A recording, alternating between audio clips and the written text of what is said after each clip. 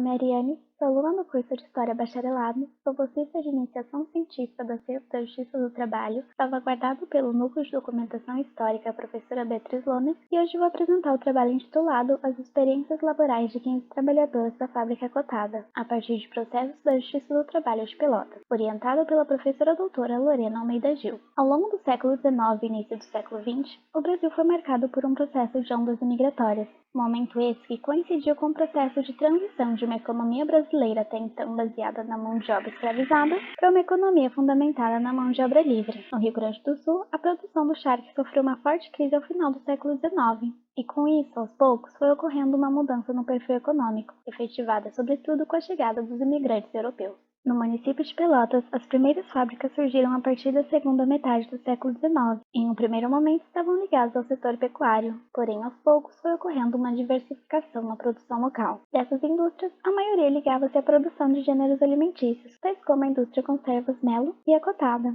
Com relação a essa fábrica, até o momento não foram encontradas produções acadêmicas. Há apenas algumas poucas pesquisas que, ao abordarem sobre o parque industrial em Pelotas, acabam trazendo um breve histórico dessa fábrica, porém sem fazer quaisquer menções sobre as condições de trabalho dos funcionários e funcionárias. Por conta disso, percebeu-se a necessidade de se pesquisar sobre a Cotada, com o objetivo de buscar novos materiais que elucidassem a questão do seu histórico e que possibilitasse, sobretudo, compreender a trajetória e as condições de trabalho dos seus trabalhadores e trabalhadoras. Dessa forma, o presente trabalho, que se encontra em estágio inicial, vai discorrer primeiramente sobre a fundação da fábrica, apontando observações feitas por estudos anteriores e trazendo novos elementos a partir da atual pesquisa em certidões de imóveis, e em seguida apresentará as experiências, os pleitos e as dificuldades laborais de 15 mulheres que trabalharam na fábrica entre o final da década de 1960 e início da década de 1980, tendo em vista a pesquisa que vem sendo realizada nos processos trabalhistas do Acervo da Justiça do Trabalho,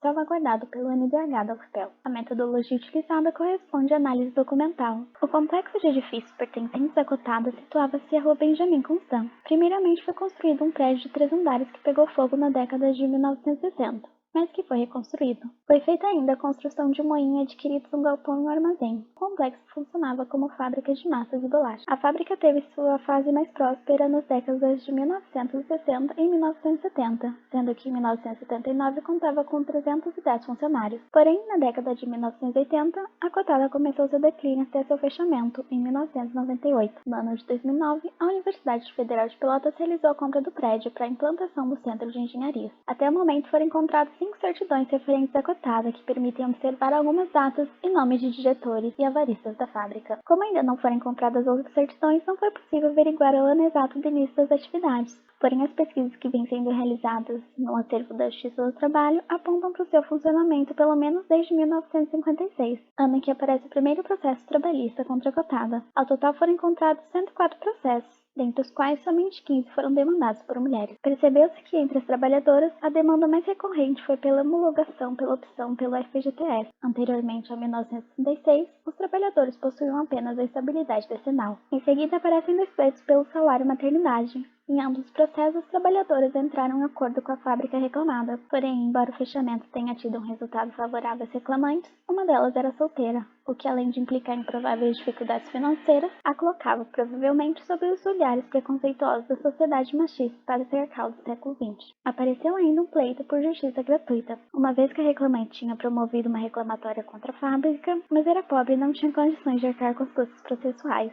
o que foi deferido pelo juiz. Uma trabalhadora também pleiteou diferenças salariais, domingos e feriados, FGTS Salário Família de 3 filhos, tendo como resultado um acordo firmado com a reclamada. Além disso, uma operária pleiteou indenização em aviso prévio. Porém, em decorrência do seu não comparecimento no dia da audiência, o processo foi arquivado. Por fim, apareceu um pleito por insalubridade, uma vez que a reclamante trabalhava no interior da fábrica de massas, local insalubre devido à presença de vários agentes nocivos à saúde, não tendo para nenhum uso equipamentos de proteção individual e não recebendo nenhum adicional. Como resultado, a reclamada e a reclamante entraram em um acordo. Os documentos da Justiça do Trabalho são fontes muito ricas para se pensar a respeito do cotidiano laboral dos trabalhadores e trabalhadoras. Assim, a pesquisa que vem sendo realizada, para além do entendimento sobre o processo de construção e falência da Cotada, tem possibilitado observar as experiências laborais dos trabalhadores, e principalmente das trabalhadoras, sobretudo no que diz respeito às suas condições de trabalho e lutas cotidianas no pleito à garantia dos seus direitos. Aqui estão as referências bibliográficas. Obrigada!